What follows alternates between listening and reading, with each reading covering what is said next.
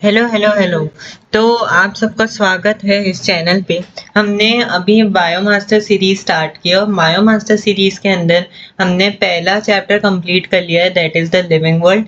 Living world पूरा detail में one shot के अंदर यूट्यूब पे आपको फ्री मिल जाएगा। उसके अंदर मैंने डिस्क्रिप्शन बॉक्स के अंदर नोट्स भी एकदम फ्री रखे हैं, वो नोट्स कर सकते हैं। अगर आपको चैप्टर को थोड़ा समझना है तो आप वीडियो को भी देख सकते हैं। तो अब हम जो लिविंग वर्ल्ड के बाद जो हमारा जो नेक्स्ट चैप्टर आता है वो कौन सा चैप्टर है, that is the biological classification. तो हम बायोलॉजिकल क्लासिफिकेशन के साथ क्या करने वाले हैं, बायोलॉजिकल क्लासिफिकेशन के साथ स्टार्ट करने वाले हैं एकदम डिटेल में, एकदम बढ़िया तरीके से इस चैप्टर को समझने वाले हैं। और ये नोट्स जो है मैं डिस्क्रिप्शन बॉक्स में क्या कर दूंगा, डिस्क्रिप्शन बॉक्स में ऐड कर दूंगा। तो चलिए हम यहाँ स्टार्ट करते हैं। आज के हम हमारे टॉपिक्स देख लेते हैं। पहला टॉपिक है क्लासिफिकेशन सिस्टम, जहाँ हम डिफरेंट डिफरेंट क्लासिफिकेशन सिस्टम्स देखेंगे। फिर हमारे पास है किंगडम मोनेरा, फिर किंगडम प्रोटिस्टा, फिर किंगडम फंजाई, फिर वायरस, वायरॉइड्स एंड प्रायोन्स, फिर lichens and general points about kingdom plantain animalia. तो इन सब चीज़ों को हम यहाँ क्या कर रहे होंगे, देख रहे होंगे। तो सबसे पहले हम यहाँ क्या स्टार्ट करते हैं, क्लासिफिकेशन सिस्टम के साथ स्टार्ट करते हैं। तो since the down of civilisation, बहुत जब सिविलाइजेशन आई थी तो classification was done on the basis of the usages of the living organism. जब सिविलाइजेशन आई थी, जब धरती पे सिविलाइजेशन आई थी और एक ग्रुप ऑफ पीपल बना था, तो उस टाइम क्लासिफिकेशन जो किया जाता था, it is done on the basis of the usages of the living organism. Like जैसे फूड हो गया, शेल्टर हो गया, क्लोथिंग हो गया। तो इस बेसिस पे क्या किया जाता था, क्लासिफिकेशन किया जाता था। And this is not the scientific basis of the classification, this is not the scientific basis of classification. तो सर हमें साइंटिफिक बेसिस ऑफ क्लासिफिकेशन किसने दिया, एरिस्टोल ने दिया। Aristotle was the earliest to attempt the scientific basis of classification. He divided the organisms into two groups, that is your plants and animals. और इसका basis क्या था, इसका बेसिस था सिंपल मॉर्फोलॉजिकल कैरेक्टर्स। एरिस्टोल ने plants को herb, shrubs and trees के अंदर क्लासिफाई किया और एनिमल्स को उन्होंने दो ग्रुप्स में क्लासिफाई किया। वन विद रेड ब्लड, उसको उन्होंने एनीमिया का, and one that did not, उसको इनेमिया का। तो ठीक है, तो ये था एरिस्टोल का एक साइंटिफिक बेसिस ऑफ क्लासिफिकेशन। पर ये इतना अच्छा क्लासिफिकेशन नहीं कि आपने प्लांट्स को हर्ब, शर्ब्स एंड ट्रीज के अंदर कर दिया, एनिमल्स के अंदर जिसमें रेड ब्लड है उसमें एनीमिया, जिसके अंदर नहीं हुआ इनेमिया। तो ये कोई क्लासिफिकेशन नहीं हुआ। हाँ, पर ये पहला साइंटिफिक बेसिस ऑफ क्लासिफिकेशन था। फिर हमारे पास यहाँ क्या आता है, हमारे पास यहाँ आता है two kingdom classification. And two kingdom classification किसने दिया था, टू किंगडम क्लासिफिकेशन हमारे पास कार्लस लिनेनुअस ने दिया था। अगर आपने मेरे से लिविंग वर्ल्ड समझाए तो मैंने उसके अंदर बताया था Carolus Linnaeus has given the binomial nomenclature. ठीक है, उनने पूरा का पूरा बायनोमियल नोमेनक्लेचर दिया था, जिसकी वजह से आज हम पूरे हर एक ऑर्गेनिज्म, हर एक प्लांट, हर एक एनिमल को एक बायोलॉजिकल नेम देते हैं। ठीक है, एंड ये हमने यहाँ बात की तो इनने ही टू किंगडम क्लासिफिकेशन सिस्टम दिया था, कार्लस लिनेनुअस ने। बेसिस क्या था इसका, बेसिस था सेल वॉल स्ट्रक्चर। उनने दो किंगडम्स को डिवाइड किया, एक था प्लांटे और एक था एनिमेलिया। प्लांटे किंगडम के अंदर उनने सारे प्लांट्स डाल दिए और बैक्टीरिया जो था वो included under the Plantae kingdom. इनके क्लासिफिकेशन सिस्टम में bacteria was included under the Plantae kingdom. तो आप यहाँ लिख सकते हैं, आप यहाँ लिख सकते हैं बैक्टीरिया, बैक्टीरिया यहाँ लिख सकते हैं। प्लांटे के अंदर बैक्टीरिया क्या था, बैक्टीरिया इंक्लूडेड था। अब ये जो टू किंगडम क्लासिफिकेशन सिस्टम है, इसके डीमेरिट्स क्या थे, इसके डीमेरिट्स ये थे कि this classification system does not able to distinguish between the eukaryotes and prokaryotes, unicellular and multicellular organism, and the photosynthetic and non photosynthetic organism. Photosynthetic में NCERT ने हमें एग्जांपल दिया है ग्रीन एल्गे का, एंड नॉन फोटोसिंथेटिक के अंदर fungi आ जाता है। तो ये था 2 किंगडम क्लासिफिकेशन सिस्टम। फिर हमारे पास ऐसे एनसीईआरटी के अंदर 3 किंगडम क्लासिफिकेशन सिस्टम, 4 किंगडम नहीं दिया है, पर इसको थोड़ा सा समझ लेते हैं, फिर हमें इजीली 5 किंगडम क्लासिफिकेशन सिस्टम समझ आ जाएगा। ये आपके थोड़े से एक्स्ट्रा पॉइंट्स हैं, जहां जहां मैंने एक्स्ट्रा चीजें डाले हैं वहां मैंने एक्स्ट्रा पॉइंट्स लिख दिए हैं। 3 किंगडम क्लासिफिकेशन सिस्टम ये किसने दिया था? ये एर्नस्ट हैकेल ने दिया था, और उनने बस एक नया किंगडम ऐड किया था, क्योंकि प्लांटे और एनिमेलिया 2 किंगडम क्लासिफिकेशन सिस्टम में ऑलरेडी इंक्लूडेड था। तो 3 किंगडम क्लासिफिकेशन सिस्टम में एक नया किंगडम ऐड किया, दैट इज द प्रोटिस्टा। और प्रोटिस्टा किंगडम के अंदर all unicellular eukaryotes are placed under the this kingdom. 3 kingdom classification system में नया किंगडम कौन सा आया? प्रोटिस्टा। और सारे के सारे unicellular eukaryotes placed under this kingdom. फिर 3 किंगडम क्लासिफिकेशन सिस्टम के बाद क्या आया? 4 किंगडम क्लासिफिकेशन सिस्टम। और 4 किंगडम क्लासिफिकेशन किसने दिया था? कोपलैंड ने दिया था। और 4 किंगडम क्लासिफिकेशन में एक नया किंगडम बस ऐड किया था, दैट इज मोनेरा, क्योंकि प्लांटे, एनिमेलिया और प्रोटिस्टा 3 किंगडम क्लासिफिकेशन में ऑलरेडी आ गए थे।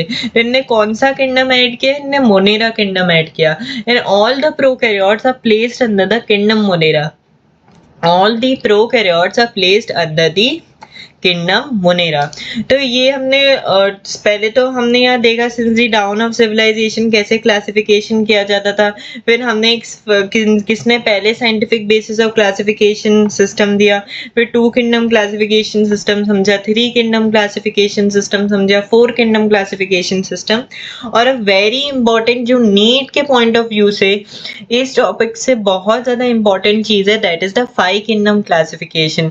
5 किंगडम क्लासिफिकेशन किसने दिया था? आर.एच. व्हिटेकर जी ने दिया था। कब दिया था? 1969 के अंदर।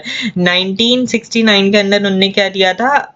5 किंगडम क्लासिफिकेशन सिस्टम दिया था। और उस सिस्टम का बेसिस क्या था? उस सिस्टम का बेसिस था, इसको एक ट्रिक से याद रख सकते हैं, that is a revise physics, chemistry, maths and bio. इसमें रिवाइज के अंदर जो आर है उसका मतलब है रिप्रोडक्शन, फिजिक्स के अंदर जो पी है उसका मतलब है फाइलोजेनिक रिलेशनशिप, केमिस्ट्री के अंदर जो सी है उसका मतलब है सेल स्ट्रक्चर, मैथ्स के अंदर एम जो उसका मतलब है मोड ऑफ न्यूट्रिशन, और बायो का मतलब बायो में जो बी है उसका मतलब है बॉडी ऑर्गेनाइजेशन। तो बेसिस क्या था? रिप्रोडक्शन था, phylogenetic relationship, cell structure, mode of nutrition and body organisation. अब ये जो टेबल है आप यहाँ देख सकते हैं, ये एनसीईआरटी के अंदर एक बहुत ही ज्यादा इंपॉर्टेंट टेबल गिवन है, और ये टेबल हमें पता होना चाहिए। अच्छा, यहाँ बिफोर डिस्कसिंग दिस टेबल, यहाँ एक की लाइन या की पॉइंट आप यहाँ नोट करिएगा जो एनसीईआरटी के अंदर गिवन है। अगर ये एग्जामिनेशन में पूछा जाता है कि कौन सा की क्लासिफिकेशन सिस्टम बहुत ही लंबे समय के लिए यूज हुआ था, तो that is the 2 kingdom classification. 2 kingdom classification was used for a long time, और यह एनसीईआरटी के अंदर लिखा हुआ है। एनसीईआरटी की बहुत डीप लाइन है ये। अब हम ये टेबल को डिस्कस कर लेते हैं। नई टेबल के अंदर आप देख सकते हैं नया सेल टाइप गिवन है, सेल वॉल का बारे में बात की, nuclear membrane, body organisation and mode of nutrition. ठीक है, तो मोनेरा किंगडम तो क्या होता है? प्रोकैरियोटिक होता है। बाकी protista, fungi, Plantae, animalia kingdom सब क्या होते हैं? हमारे पास यहाँ यूकैरियोटिक होते हैं। सेल वॉल के अंदर अगर आप देखोगे तो मोनेरा किंगडम में नॉन सेल्यूलोजिक सेल वॉल है जो पॉलीसैकेराइड्स और अमीनो एसिड्स के बनी है। प्रोटिस्टा में कुछ ही के पास सेल वॉल है। फंजाई में प्रेजेंट है सेल वॉल, पर सेल्यूलोज नहीं होता, उसमें चिटिन प्रेजेंट होता है। प्लांटे में सेल्यूलोज की सेल वॉल प्रेजेंट है, और एनिमिलिया में तो एब्सेंट होती है। बाकी आप ये टेबल को पूरा रेफर करिएगा अच्छे से। ये टेबल को हमें यहाँ क्या रखना है? याद रखना है, इसलिए मैंने यहाँ ऊपर भी लिख दिया है इंपॉर्टेंट टेबल। तो हम इसको यहाँ क्या कर रहे होंगे? याद कर रहे होंगे। तो ये हमारा पहला टॉपिक यहाँ खत्म हो जाता है, that is the classification system. Classification system हमारे पास यहाँ पूरा खत्म हो जाता है। अच्छा, before starting with the kingdom Monera, NCERT के अंदर जो है उसमें 6 किंगडम क्लासिफिकेशन की एक छोटी सी लाइन गिवन है, तो यहाँ हम डिस्कस कर लेते हैं। और 6 किंगडम क्लासिफिकेशन किसने दिया था? कार्ल वूस ने दिया था। उनने क्या किया था? He divided the kingdom Monera into 2 domains, एक आर्के बैक्टीरिया डोमेन था और एक बैक्टीरिया डोमेन था, and leaving the eukaryotic kingdoms in the third domain. मतलब जो फंजाई है, किंगडम एनिमिलिया है, किंगडम प्रोटिस्टा है, हमारे पास यहाँ किंगडम फंजाई है, किंगडम एनिमेलिया है, किंगडम प्रोटिस्टा है। तो ये सारे के सारे किंगडम्स को किसके अंदर रखा गया? थर्ड डोमेन के अंदर रखा गया, that is your eukarya domain. अब यहाँ what are the problems regarding the classification system. अब जो पहले का क्लासिफिकेशन सिस्टम था, early classification system has placed together the prokaryotic bacteria and the cyanobacteria with the groups that were eukaryotic। मतलब जब to kingdom classification system आया था तो उसमें प्लांटे और एनिमेलिया था, तो उसमें जो प्रोकैरियोटिक बैक्टीरिया थे या जो साइनोबैक्टीरिया थे which is also called as a blue green algae, वो सब प्लांटे ग्रुप के अंदर रख दिए गए थे। ऑल्दो वो जो है वो यूनिसेलर है, वो यूनिसेलर ऑर्गेनिजम्स हैं, they are not a multicellular organisms and they are prokaryotic. जो प्लांटिंग किंगडम है वो क्या है? यूकैरियोटिक ऑर्गेनिजम्स के लिए, and they are also group together unicellular and multicellular organism. Like इसमें एग्जांपल दिया है, Chlamydomonas and Spirogyra were placed together in the algae. Secondly, ये बहुत ही ज्यादा इंपॉर्टेंट पॉइंट है, kingdom Protista has brought together Chlamydomonas and Chlorella having the cell wall with the paramecium and amoeba lacking the cell wall. तो जो protista kingdom था उसके अंदर कौन से ऑर्गेनिजम्स रखे गए थे? यूनिसेलर यूकैरियोट्स रखे गए थे। तो वो किंगडम के अंदर कैलामिडोमोनास एंड क्लोरेरा को रखे जिसमें सेल वॉल है, with the paramecium and amoeba that is lacking the cell wall, that creates a big problem. और जो पहले टू किंगडम क्लासिफिकेशन सिस्टम में जो प्लांटे किंगडम था उसके अंदर फंजाई ग्रुप को भी रख दिया गया था, and that kingdom was given by Carolus Linnaeus. तो ठीक है, तो ये इंपॉर्टेंट प्रॉब्लम्स हैं रिगार्डिंग द क्लासिफिकेशन सिस्टम जो नॉर्मली टेस्ट सीरीज के अंदर पूछे जाते हैं, या नीट क्या पता नीट 2025 के अंदर यहाँ से ही कोई क्वेश्चन आ जाए। तो ये हमने पूरा का पूरा यहाँ डिस्कस कर लिया है। क्या यहाँ पूरा का पूरा हमने क्लासिफिकेशन सिस्टम बहुत ही ज्यादा अच्छी तरीके से यहाँ क्या कर लिया है? डिस्कस कर लिया है। अब जो है हम यहाँ नेक्स्ट में मूव कर रहे हैं, that is your kingdom Monera. अब किंगडम मोनेरा जो है, जैसे मैंने आपको बताया, दो में डिवाइडेड है, एक आर्के बैक्टीरिया और एक यू बैक्टीरिया। अब बिफोर स्टार्टिंग विद दैट थोड़े किंगडम मोनेरा के जनरल फीचर्स के बारे में बात कर लेते हैं। तो बैक्टीरिया जो है, these are the sole members of the kingdom Monera, these are the most अब्यूटेड micro organisms. Bacteria occur almost everywhere and they can live in extreme condition such as the hot spring, snow, desert, etc. Many of them live on the other organisms as the parasites and the bacteria or cosmopolitan। तो अगर मैं kingdom Monera के अंदर बात करूँ तो kingdom Monera के अंदर जो बैक्टीरिया हैं, they are the sole members of the kingdom Monera and these are the most अब्यूटेड माइक्रो ऑर्गेनिजम्स। ये हर जगह पाए जाते हैं, ये सॉइल के अंदर भी पाए जाएंगे, आप इनको एक्सट्रीम कंडीशंस में भी देख सकते हो, जैसे स्नो में हो गया, डेजर्ट में हो गया, हॉट स्प्रिंग्स के अंदर भी थर्मोबैक्टीरिया प्रेजेंट होते हैं। तो मतलब बैक्टीरिया वहाँ है, और बहुत सारे बैक्टीरिया ऐसे होते हैं, बहुत सारे इस किंगडम के ऑर्गेनिजम्स ऐसे जो दूसरे ऑर्गेनिजम्स में पैरासाइट्स की तरह काम करते हैं, and they are cosmopolitan. Cosmopolitan का मतलब ऐसा कोई ऑर्गेनिज्म जो हर जगह पाया जाता है। तो मतलब बैक्टीरिया क्या हो गया? बैक्टीरिया कॉस्मोपॉलिटन हो गया। अब हम यहाँ टाइप्स ऑफ बैक्टीरिया की बात कर रहे हैं, तो देखो we are here discussing the types of bacteria. तो शेप के बेसिस पे हमारे पास यहाँ क्या होते हैं? 4 टाइप के बैक्टीरिया होते हैं। तो देखो जो विब्रियो है वो हमारे पास मोटाइल होता है, इट इज कॉमा शेप। स्पाइरेलियम जो है वो क्या होता है? स्पाइरल शेप होता है। अच्छा, जो स्पाइरेला है वो क्या है? इसका प्लूरल वर्ड है। बैसिलस जो है वो मोस्ट कॉमन हमारे पास बैक्टीरिया होता है, और वो रॉड शेप का होता है, एंड इट इज मोटाइल। और जो बेसिलाई है वो क्या है? इसका प्लूरल वर्ड है। और कोकस जो होता है वो स्पेरिकल शेप होता है, कोकाई इसका प्लूरल वर्ड है, and it is non motile.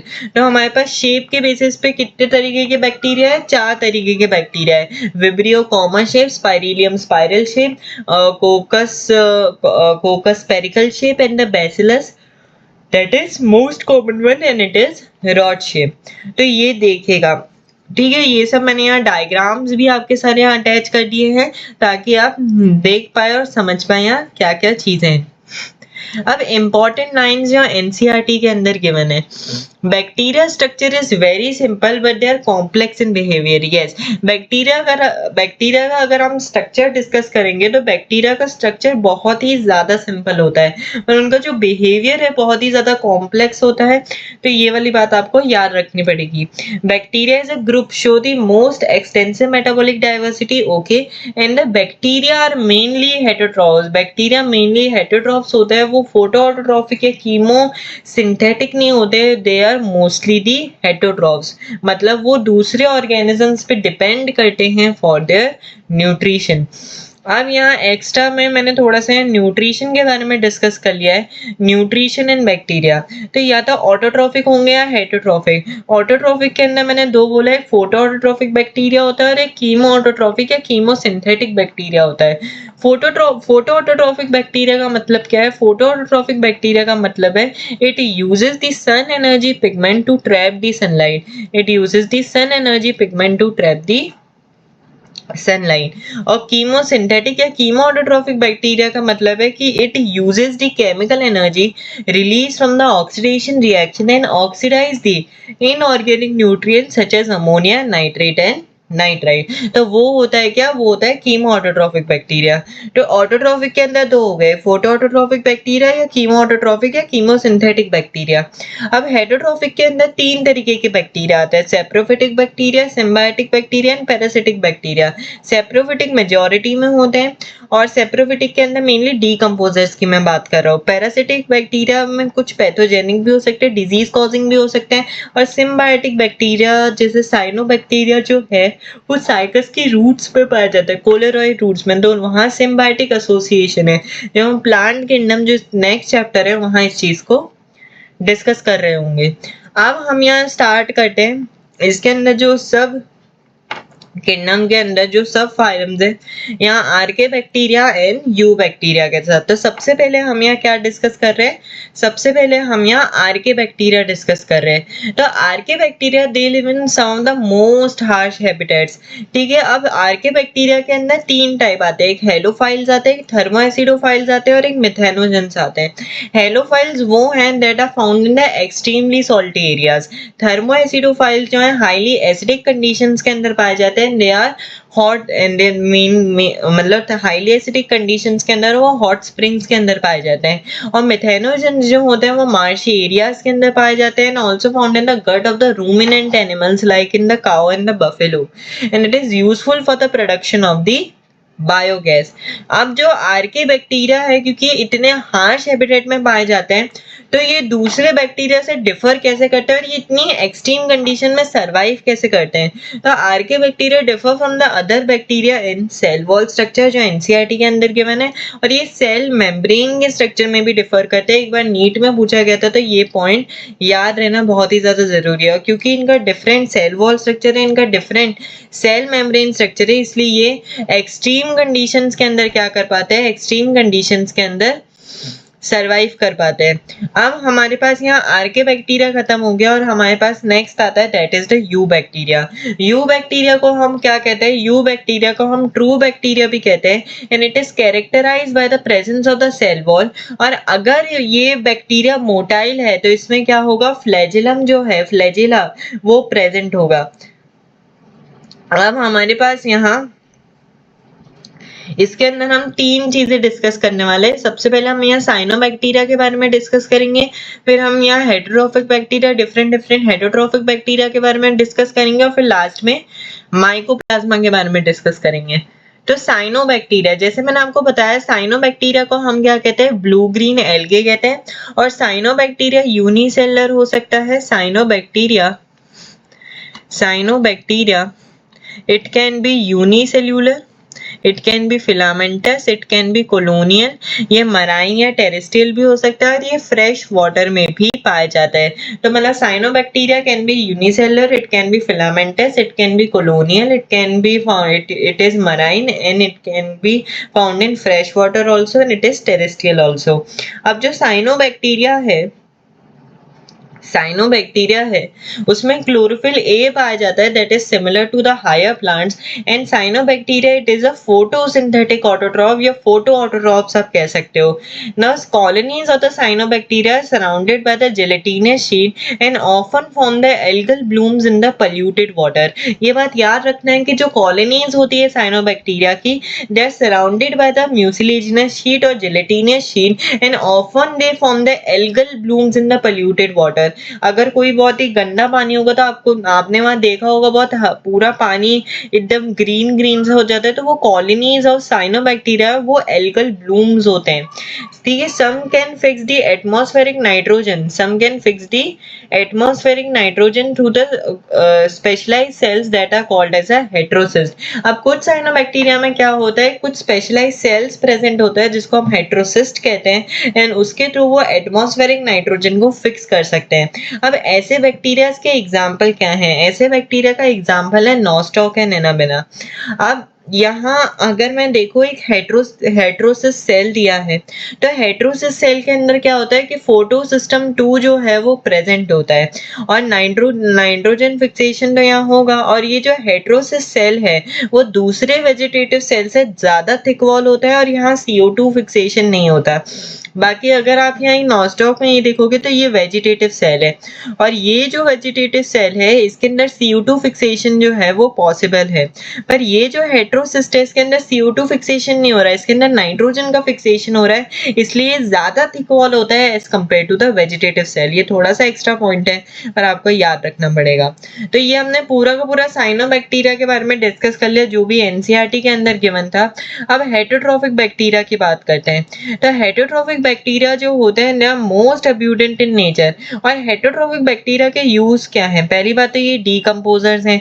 Secondly ये it help in making the curd from the milk और ये कौन करता है? ये हमारा लैक्टिक एसिड बैक्टीरिया करता है. ठीक है.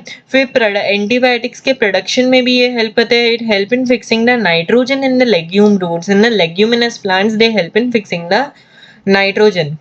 तो ये तो हेटेरोट्रॉफिक बैक्टीरिया के क्या हो गए कुछ यूज हो गए पर कुछ हेटेरोट्रॉफिक बैक्टीरिया क्या होता है पैथोजेनिक होते हैं and they can cause damage to the humans crop farms animals et cetera. अब देख लेते हैं कि मैं यहाँ कौन से पैथोजेनिक बैक्टीरिया कौन से डिजीज कॉजिंग बैक्टीरिया की बात कर रहा हूँ. तो देखो यहाँ टोटल NCERT के अंदर 4 डिजीजेस गिवन है और आपको ये बैक्टीरिया के नाम भी याद रहने चाहिए. तो क्लोरेरा जो है it is caused by the Vibrio cholerae. Typhoid it is caused by Salmonella typhi.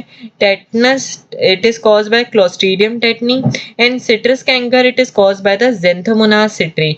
अब जो पहली की 3 डिजीजेस है क्लोरेरा टाइफॉइड एंड टेटनस ये ह्यूमंस में होती है और सिट्रस कैंकर जो है ये प्लांट्स में होती है. अब ये जितने भी मैंने यहाँ नाम लिखे हैं बैक्टीरिया के आप देखिए पहला जो है वो जीनस है दूसरा जो है वो स्पीशीज है that is the specific appetite. Please living world जाके देखिए क्या आपको ये समझ आ पाए कि मैंने ये क्यों इसको अंडरलाइन किया है दोनों वर्ड्स को मैंने सेपरेटली क्यों अंडरलाइन किया है. इसलिए क्या है to indicate their Latin origin. तो हमने यहाँ क्या क्या डिस्कस कर लिया. हमारे पास यहाँ साइनोबैक्टीरिया हो गया हेटेरोट्रॉफिक बैक्टीरिया हो गया. अब यहाँ माइकोप्लाज्मा पे आते हैं. तो mycoplasma is the smallest bacteria and it lacks the cell wall can survive without oxygen. And mycoplasma is pathogenic to plants and animals. It is pathogenic to plants and animals, and it is also called as the jokers of the kingdom Monera. ठीक है. तो इतना deep में नहीं जाना है जितना mycoplasma का NCERT के अंदर गिवन है बस उतना हमें पता होना चाहिए. अब NCERT के अंदर रिप्रोडक्शन इन बैक्टीरिया के भी कुछ पॉइंट्स गिवन है तो इसको डिस्कस कर लेते हैं. तो बैक्टीरिया 2 वे से रिप्रोड्यूस करता है. एक एसेक्सुअल रिप्रोडक्शन है और एक सॉर्ट ऑफ सेक्सुअल रिप्रोडक्शन होता है. अब एसेक्सुअल रिप्रोडक्शन ये 2 वे से करता है mainly by the fission binary fission के थ्रू और ये इसका डायग्राम है. बाइनरी फिजन का ये क्या है ये डायग्राम है. And production of the spores under the unfavourable condition. जब फेवरेबल कंडीशन होती है तो ये फिर बाइनरी फिजन के थ्रू एसेक्सुअल रिप्रोडक्शन करता है पर जब अनफेवरेबल कंडीशन होती है तो सो दे प्रोड्यूस दी स्पोर्स। तो ये तो एसेक्सुअल रिप्रोडक्शन की बात हो गई। अगर मैं सेक्सुअल रिप्रोडक्शन की बात करूंगा तो प्रिमिटिव मेथड ऑफ डीएनए, तो here the sort of sexual reproduction takes place primitive method of DNA transfer from one bacterium to other. और ये तीन तरीके से हो सकता है, या तो ये ट्रांसडक्शन, थ्रू ट्रांसफॉर्मेशन और थ्रू कॉन्जुगेशन।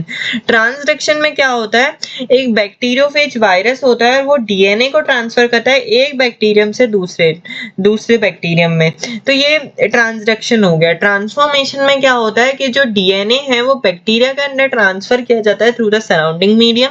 एंड कॉन्जुगेशन में क्या होता है कि बैक्टीरिया अपना डीएनए एक बैक्टीरियम से दूसरे बैक्टीरियम में ट्रांसफर करता है थ्रू द कॉन्जुगेशन टू। तो बैक्टीरिया के रिप्रोडक्शन के दो वेज हो गए, एसेक्सुअल रिप्रोडक्शन या तो बाइनरी फिजन या spores formation under the unfavourable condition, और सॉर्ट ऑफ सेक्सुअल रिप्रोडक्शन के अंदर तीन, ट्रांसडक्शन, ट्रांसफॉर्मेशन एंड कॉन्जुगेशन। तो ये हो गया। अब यहाँ की लाइन को हम यहाँ समझते हैं कि यहाँ की पॉइंट एनसीईआरटी के अंदर गिवन है, chemosynthetic autotrophic bacteria oxidise various inorganic substances such as nitrate, nitrite and ammonia and use this energy for ATP production, ये एक पॉइंट है। And this chemosynthetic autotrophic bacteria recycle the nutrients like nitrogen, phosphorus, iron and sulphur. कौन से चार nutrients, nitrogen, phosphorus, iron and sulphur. तो ये आपको की लाइन याद रखनी है। जहां मैंने की लाइंस लिखी है मतलब वो पॉइंट बहुत इंपॉर्टेंट है, और एग्जामिनर ऐसे ही पॉइंट्स को पकड़ के नीट के अंदर क्वेश्चन फ्रेम करेगा और वहां हम कंफ्यूज हो सकते हैं, हमें कंफ्यूज नहीं होना। तो अभी तक हमने यहाँ दो टॉपिक्स कवर कर लिए हैं, एक क्लासिफिकेशन सिस्टम है, एक किंगडम मोनेरा है। तो ठीक है, अब हम यहाँ क्या स्टार्ट कर रहे हैं, किंगडम प्रोटिस्टा के साथ स्टार्ट करते हैं। ठीक है, किंगडम प्रोटिस्टा के साथ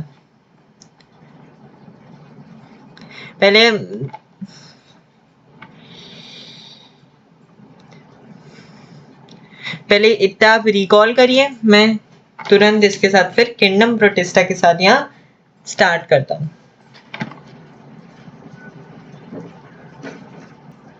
ठीक है, अब अगर आपने रिकॉल कर लिया हो तो हम यहाँ किंगडम प्रोटिस्टा के साथ स्टार्ट करते हैं।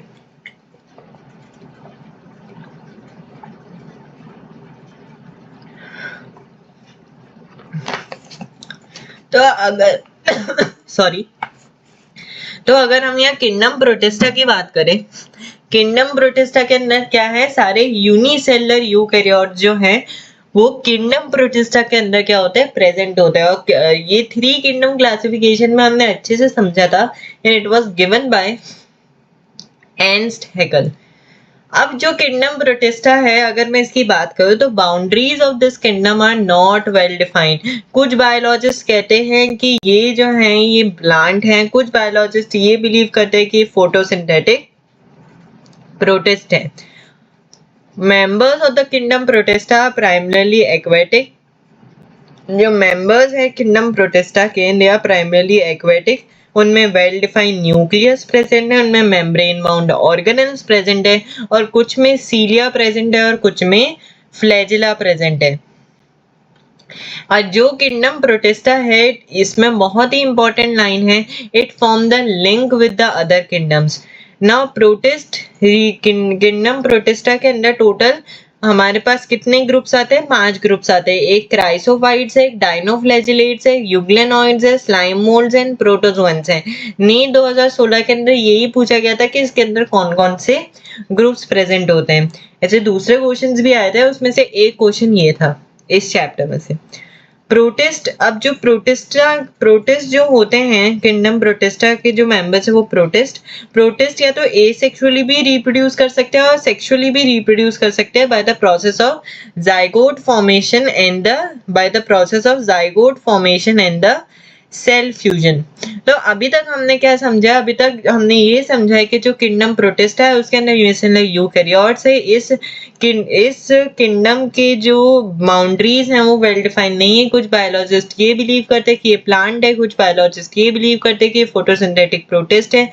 ये इस किंगडम के जो मेंबर्स हैं वो प्राइमरीली एक्वेटिक, इनमें वेल डिफाइंड न्यूक्लियस है, मेम्ब्रेन बाउंड ऑर्गेनेल्स हैं, और जो प्रोटिस्ट है वो एसेक्सुअली और सेक्सुअली दोनों तरीके से रिप्रोड्यूस कर सकते हैं by the zygote and the cell fusion, और इनमें कुछ में सीलिया और फ्लैजिला भी प्रेजेंट है।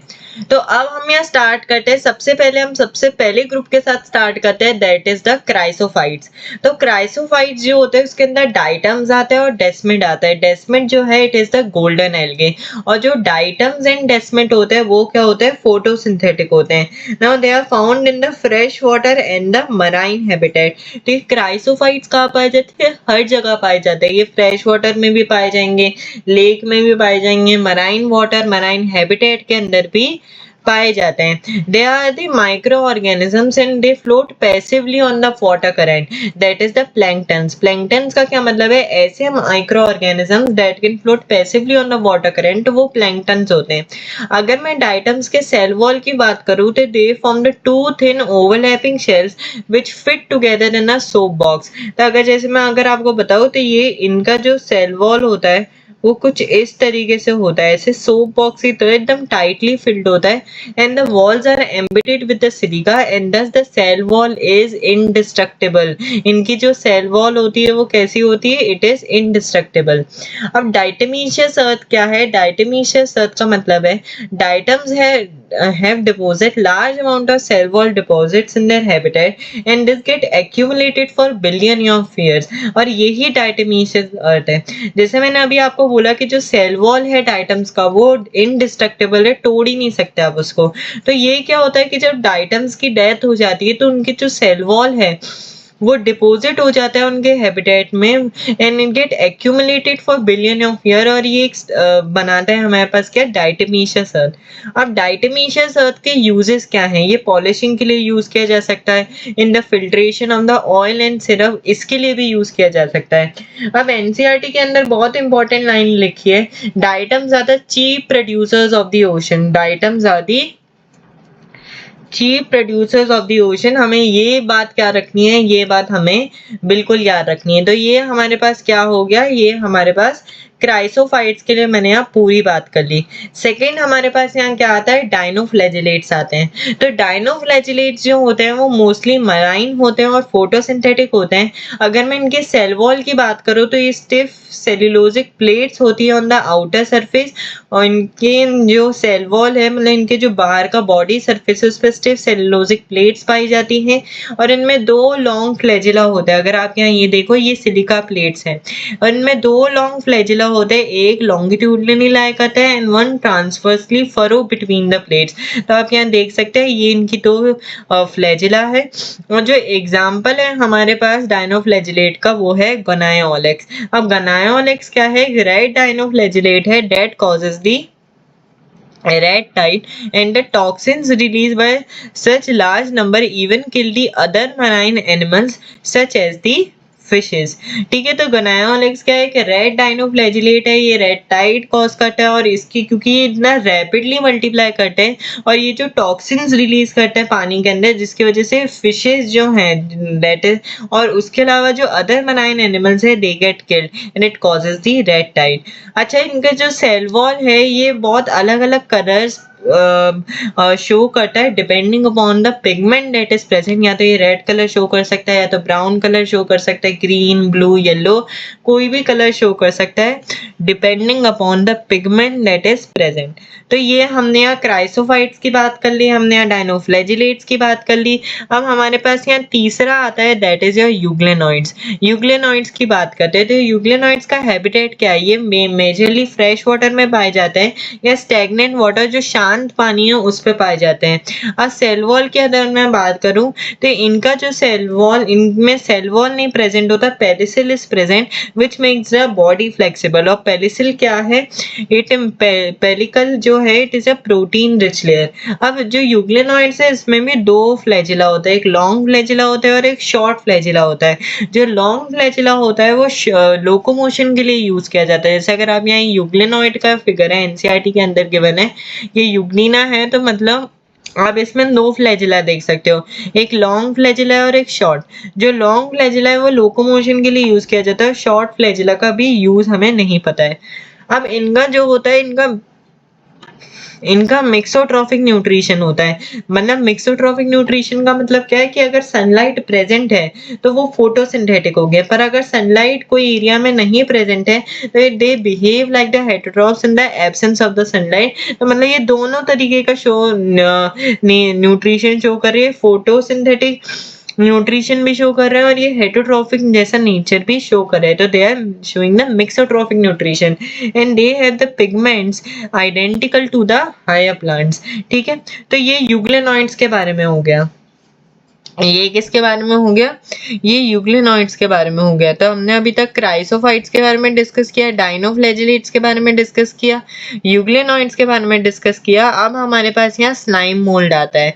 ठीक है, यहाँ स्लाइम मोल्ड आता है। तो अगर हम यहाँ स्लाइम मोल्ड की बात करें तो स्लाइम मोल्ड जो है वो सैप्रोफिटिक प्रोटिस्ट है। ये बहुत ही ज्यादा इंपॉर्टेंट पॉइंट है, हमें ये पॉइंट याद रखना पड़ेगा कि जो स्लाइम मोल्ड है वो क्या है? It is the saprophytic protist and the body move along the decaying twigs and leaf। अगर मैं इनके लाइफ साइकिल की बात करूं तो अंडर सूटेबल कंडीशन जो स्लाइम मोल्ड है वो एक एग्रीगेशन प्रोड्यूस करता है जिसको प्लाज्मोडियम कहते हैं, विच में grow and spread over the several feet. तो प्लाज्मोडियम जो है वो कुछ इस तरीके से दिखता है। अब अनफेवरेबल कंडीशन में क्या होता है? The Plasmodium differentiate and form the fruiting body. तो ये प्लाज्मोडियम डिफरेंशिएट कर रहा है और ये क्या है हमारे पास? ये जो है ये फ्रूटिंग बॉडी है। और फ्रूटिंग बॉडी के अंदर क्या होता है? यहाँ मियोसिस होता है और यहाँ स्पोर्स का प्रोडक्शन होता है। अब ये जो स्पोर्स हैं इनकी ट्रू वॉल्स होती हैं, ट्रू सेलोजिक वॉल्स होती हैं। These are highly resistant and these spores can survive under the unfavourable condition. तो ये हमारे पास किसके बारे में हो गया? ये स्लाइम मोल्ड्स के बारे में हो गया। अच्छा, ये जितने भी डायग्राम्स मैंने आपको यहाँ शो कर रहा हूँ वो सारे के सारे एनसीईआरटी के डायग्राम्स हैं। वो सारे के सारे किसके डायग्राम्स हैं?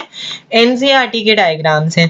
तो अब हम यहाँ किसके बारे में डिस्कस कर रहे हैं? हम यहाँ प्रोटोजोअन्स के बारे में डिस्कस कर रहे हैं। That is the last group under the kingdom protista. अब जो प्रोटोजोअन्स होते हैं वो हेटरोट्रॉफ्स होते हैं, वो फोटोसिंथेटिक कभी भी नहीं हो सकते। They are the heterotrophs and they live as the predators और द पैरासाइट्स। अगर मैं प्रोटोजोअन्स के अंदर बात करूं तो 4 प्रोटोजोअन्स होते हैं। एक अमीबॉइड प्रोटोजोअन होता है, एक फ्लैजिलेटेड प्रोटोजोअन, एक सिलिएटेड प्रोटोजोअन और एक स्पोरोजोअन। अगर हम यहाँ अमीबॉइड प्रोटोजोअन की हैबिटेट की बात करें तो ये फ्रेश वाटर में भी पाया जाता है, सी वाटर, मराइन वाटर में भी पाया जाता है और मॉइस्ट सॉइल के अंदर भी पाया जाता है। ये बहुत ही इंपॉर्टेंट पॉइंट है, ये एक नया पॉइंट हमें देखने को मिल रहा है। That is the moist soil. They capture there pray with the help of the pseudopodia and इनमें सिलिका शेल्स प्रेजेंट होते हैं ऑन दी बॉडी सरफेस। अब अमीबॉइड प्रोटोजोअन्स के एग्जांपल क्या है? एक तो अमीबा है और एक एंट अमीबा है, जो क्या हो सकता है हमारे पास? डिजीज कॉजिंग हो सकता है। ये अमीबिक डिसेंट्री कॉज कर सकता है, जो हम आगे जाके ह्यूमन हेल्थ एंड डिजीज में डिस्कस कर रहे होंगे। फिर हमारे पास आता है नेक्स्ट फ्लैजिलेटेड प्रोटोजोअन। जो फ्लैजिलेटेड प्रोटोजोअन है उसका हैबिटेट क्या है? ये फ्रेश वाटर में या पैरासाइट की तरह पाया जाता है, इनमें फ्लैजिला प्रेजेंट होता है। एग्जाम्पल क्या है फ्लैजिलेटेड प्रोटोजोअन का? Trypanosoma. Trypanosoma sleeping sickness cause कर सकता है और इसका जो मैकेनिकल कैरियर होता है वो क्या होता है? सीसी फ्लाई होता है। अगर मैं सिलिएटेड प्रोटोजोअन के अंदर बात करूं तो सिलिएटेड प्रोटोजोअन का क्या है हैबिटेट? ये एक्वाटिक होते हैं और इनमें सीडिया ऑफ कोर्स प्रेजेंट होता है। अच्छा, जो सिलिएटेड प्रोटोजोअन होती है उनमें कैविटी प्रेजेंट होती है, that is the gullet. Gullet इनमें कैविटी प्रेजेंट होती है and this cavity opens outside to the cell surface. अब जैसे सिलिएटेड प्रोटोजोअन का एग्जांपल क्या है? पैरामीशियम है और ये इनकी कैविटी है क्या? ये इनकी कैविटी गुलेट है। This is the cavity gullet and it open outside the cell surface. फिर हमारे पास नेक्स्ट आता है दैट इज द स्पोरोजोन। और sporozoan include the organisms that have the spore like stage in their life cycle. और spore like stage का मतलब क्या है? कि ये एक इन्फेक्टेड स्टेज होता है। अब स्पोरोजोन्स के अंदर एग्जांपल क्या आता है? प्लाज्मोडियम आता है। प्लाज्मोडियम जो होता है एक मोस्ट नोटोरियस वन है, एनसीईआरटी में लाइन लिखी है। और ये क्या कॉज करता है? ये मलेरिया कॉज करता है। तो ये हमारे पास पूरा का पूरा क्या खत्म हो गया? ये हमने यहाँ पूरा का पूरा डिस्कस कर लिया किंगडम प्रोटिस्टा। तो अभी तक हमने क्लासिफिकेशन सिस्टम्स कर लिए हैं, हमने यहाँ किंगडम मोनेरा कर लिया है, किंगडम प्रोटिस्टा कर लिया है। अब हम यहाँ स्टार्ट करते हैं किसके साथ? किंगडम फंजाई के साथ स्टार्ट करते हैं, ये एक बड़ा किंगडम जो बाकी है। उसके बाद तो फिर वायरस, वायरॉइड्स, प्रायॉन्स, वो एक छोटा टॉपिक है। और उसके बाद फिर kingdom, general points of kingdom plantain Animalia, lichens, वो सब भी छोटे छोटे टॉपिक्स है जो फटाफट करते हैं।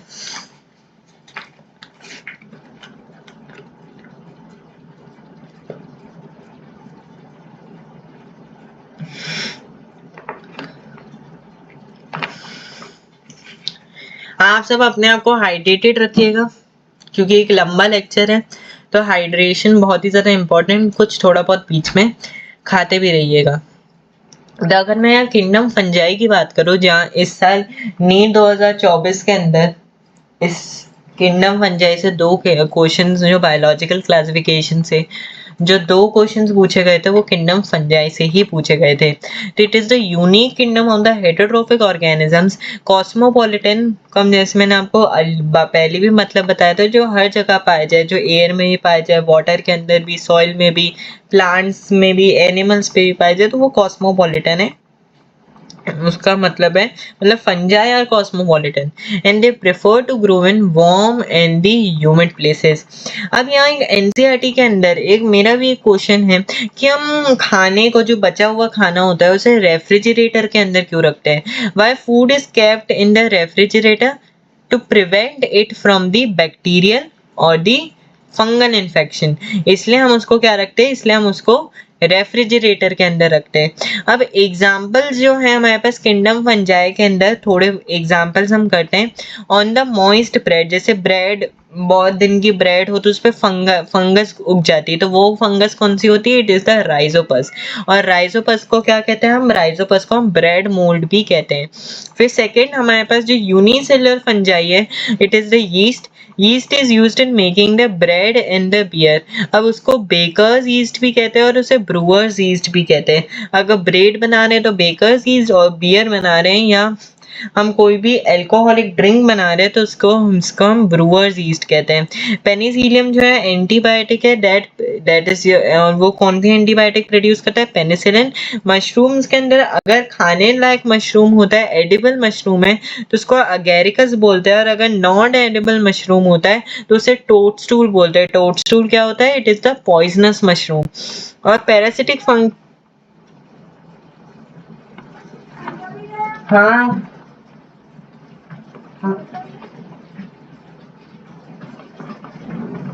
एक ही बर्तन है, एक ही है।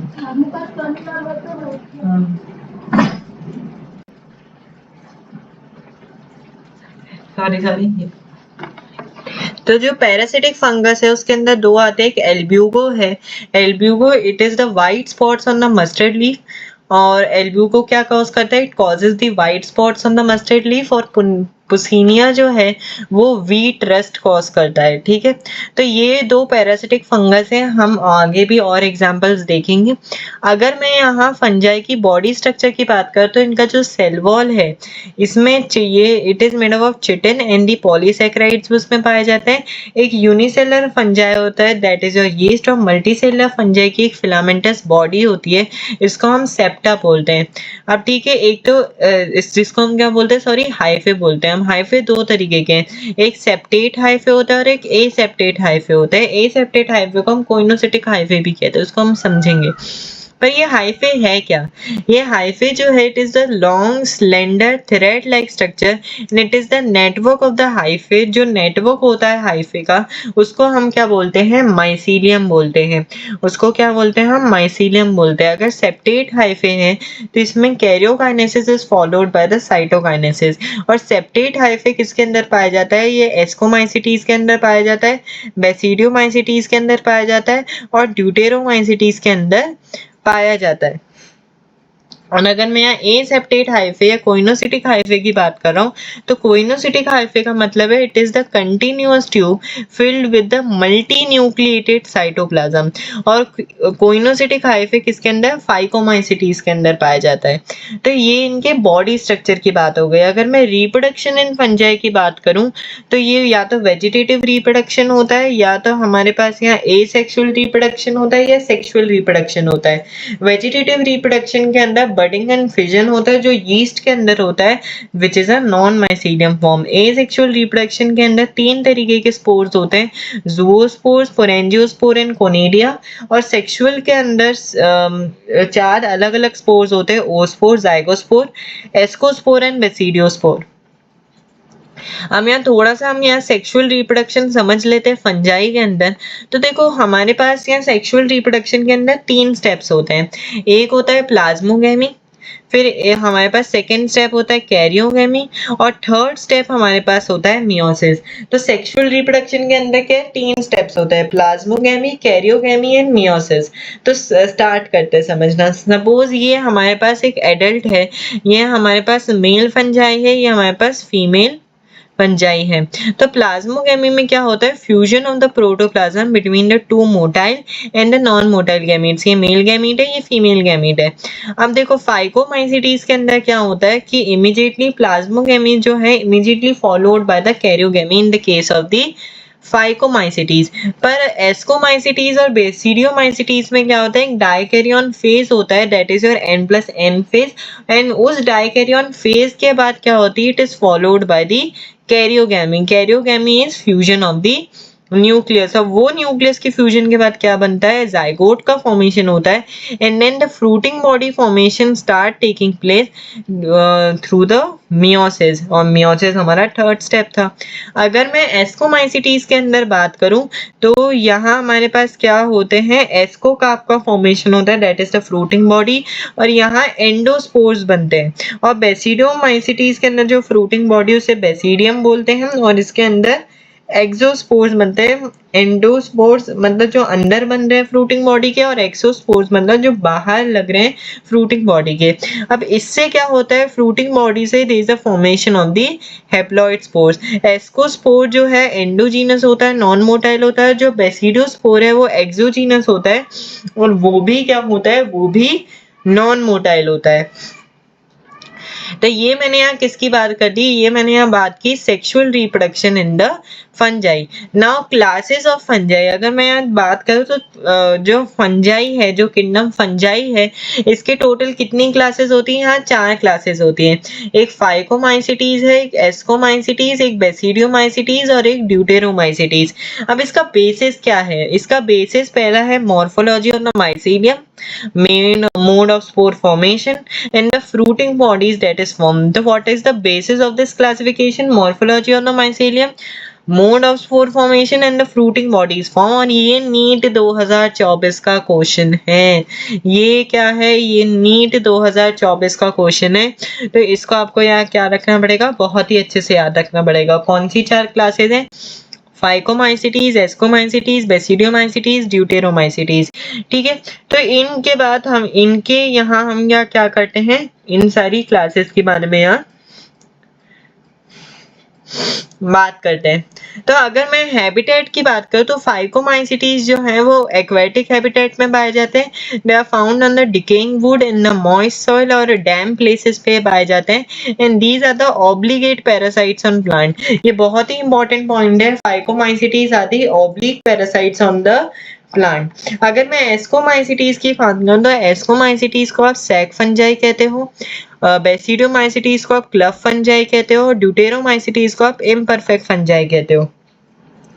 तो जो एस्कोमाइसीटीज होते हैं वो सेप्रोफिटिक और पैरासिटिक होते हैं, दे आर कॉप्रोफिलस। कॉप्रोफिलस का means they grow on dung. अगर मैं बेसिडियोमाइसीटीज की बात करूँ तो they grow in the soil, on the logs and on the tree stumps, and on they are living on the plant bodies as the parasite. और अगर मैं ड्यूटेरोमाइसीटीज की बात करूँ तो ये भी सेप्रोफिटिक और पैरासिटिक होते हैं, और large number of the deuteromycetes are decomposers of the litter and they help in the mineral cycling. अगर मैं माइसीलियम की बात करूँ तो मैंने अभी ऊपर ही बात की थी कि फाइकोमाइसीटीज जो हैं वो एसेप्टेट और इनमें ये अनब्रांच्ड माइसीलियम माइसीलियम होता है। और एस्कोमाइसिटीज, बेसिडियोमाइसिटीज और ड्यूटेरोमाइसिटीज के अंदर क्या होता है, सेप्टेट और ब्रांच्ड माइसीलियम होता है। अगर यहाँ एसेक्सुअल रिप्रोडक्शन की बात की जाए तो फाइकोमाइसिटीज के अंदर एसेक्सुअल रिप्रोडक्शन ज़ूओस्पोर्स और स्पोरेंजियोस्पोर्स से होता है। ज़ूओस्पोर्स क्या होता है, मोटाइल होते हैं, और स्पोरेंजियोस्पोर्स क्या होते हैं, नॉन मोटाइल होते हैं। एस्कोमाइसिटीज के अंदर एसेक्सुअल रिप्रोडक्शन कोनिडिया के थ्रू होता है, बेसिडियोमाइसिटीज में एसेक्सुअल रिप्रोडक्शन नहीं होता, और ड्यूटेरोमाइसिटीज में एसेक्सुअल रिप्रोडक्शन कोनिडिया के थ्रू होता है। अगर मैं सेक्सुअल रिप्रोडक्शन की बात करूं तो फाइकोमाइसिटीज में ओस्पोर जाइगोस्पोर के थ्रू होता है, एस्कोमाइसिटीज में एस्कोस्पोर के थ्रू, बेसिडियोमाइसिटीज में बेसिडियोस्पोर के थ्रू, और ड्यूटेरोमाइसिटीज में सेक्सुअल रिप्रोडक्शन नहीं होता। अब यहाँ एग्जांपल्स हम याद रखते हैं। अब फाइकोमाइसिटीज के आप एग्जांपल कैसे याद रख सकते हो, राम से याद रख सकते हो, that is Rhizopus, Albugo and Mucor. Mucor को हम डंग मोल्ड भी कहते हैं। म्यूकर को हम क्या कहते हैं, म्यूकर को हम डंग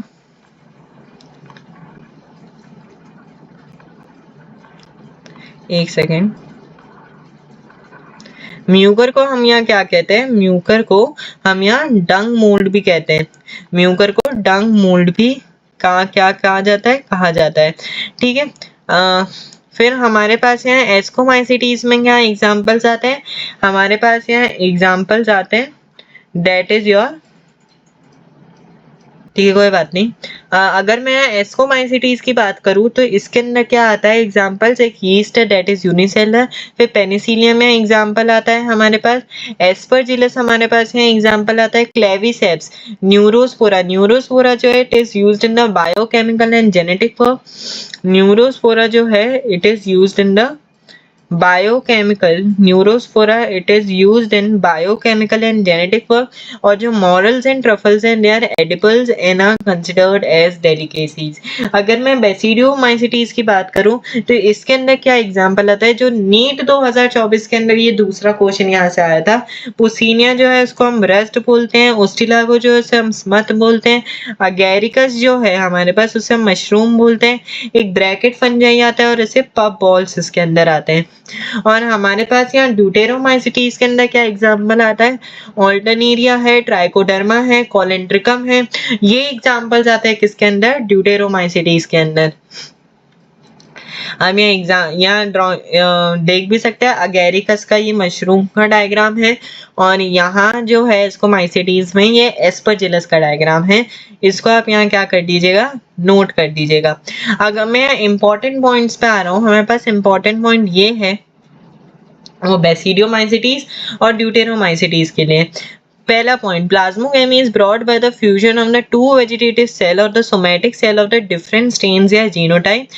resultant structure is a dikaryon which give rise to the basidium, और इनमें सेक्स ऑर्गन्स जो हैं वो एब्सेंट होते हैं। तो ये पॉइंट इंपॉर्टेंट पॉइंट आपको बिल्कुल याद रखना है।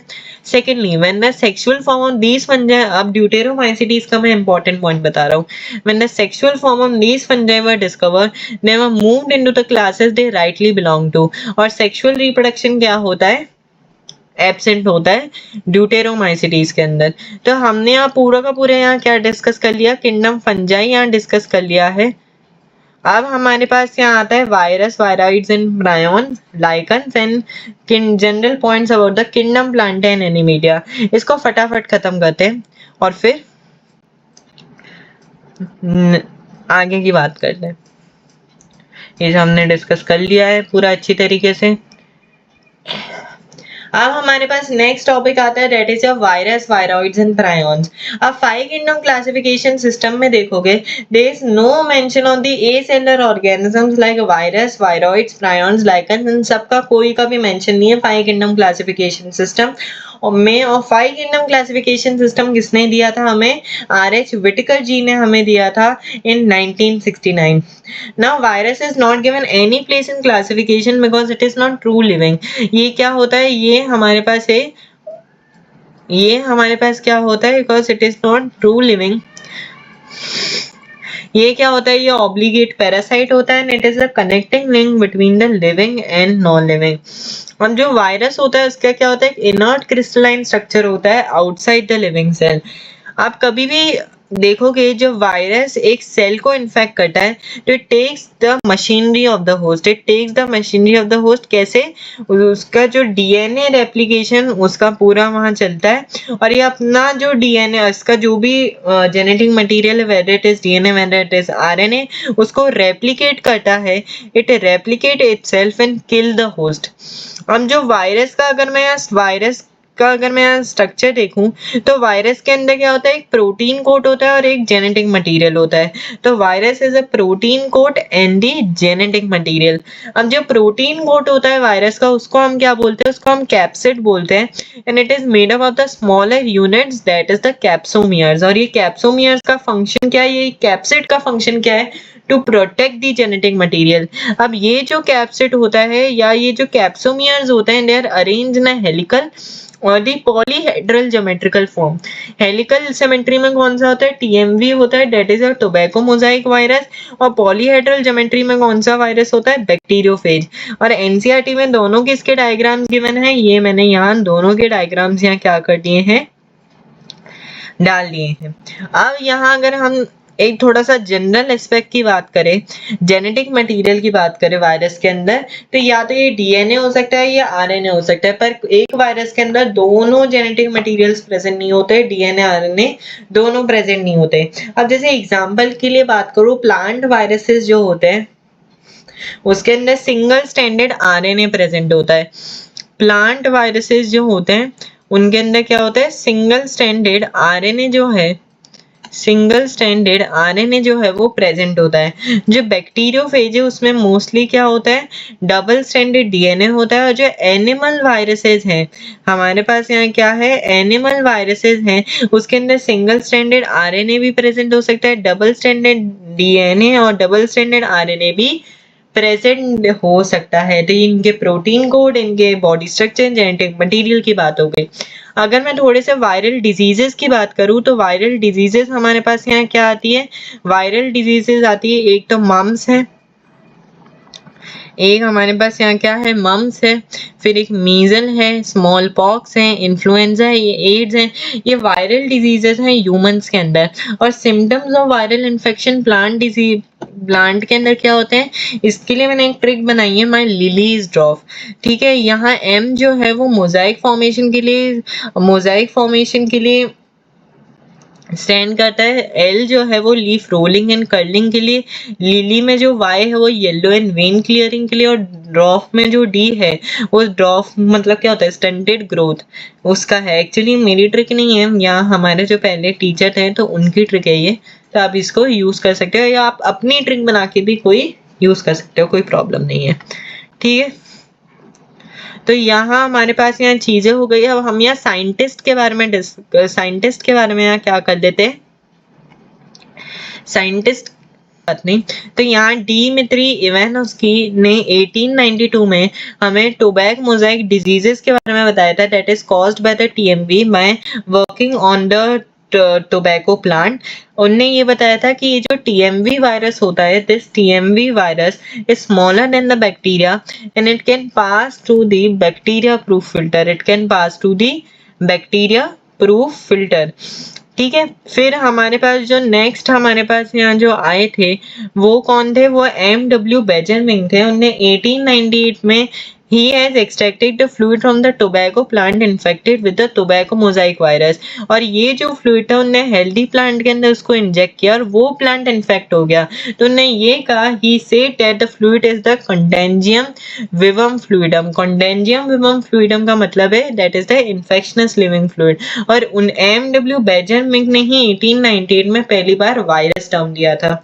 और डब्ल्यू.एन. स्टैनली ने 1935 के अंदर he has crystallized the viruses on crystalline viruses and he show the crystals are made up of the protein।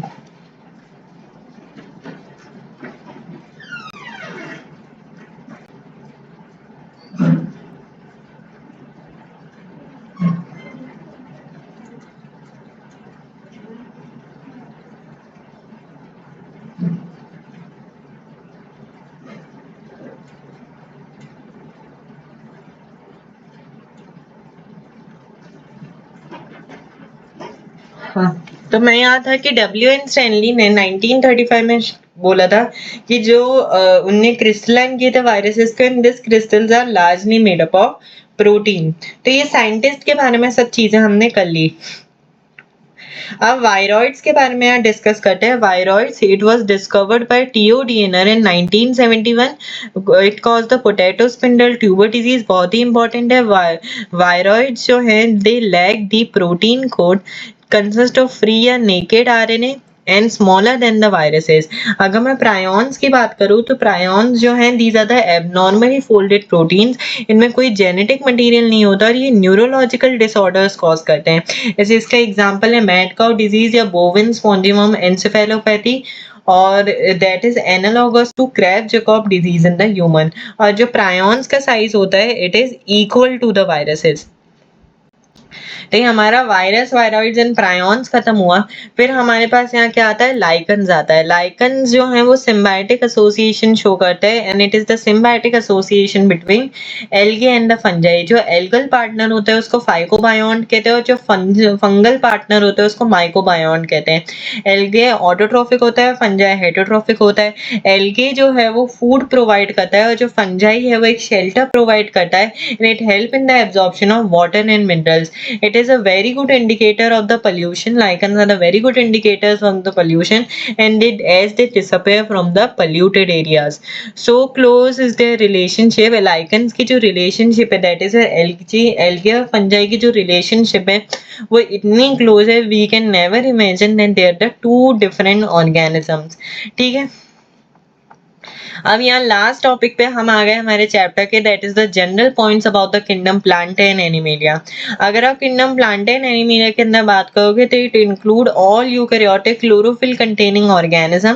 Plantae की मैं बात करूँ उनमें कुछ पार्शियली हेटरोट्रॉफिक प्लांट्स भी होते हैं, जैसे इंसेक्टिवोरस प्लांट के अंदर एग्जाम्पल आता है bladder what and Venus flytrap, और पैरासिटिक प्लांट के अंदर एग्जाम्पल क्या आता है, कस्क्यूटा आता है।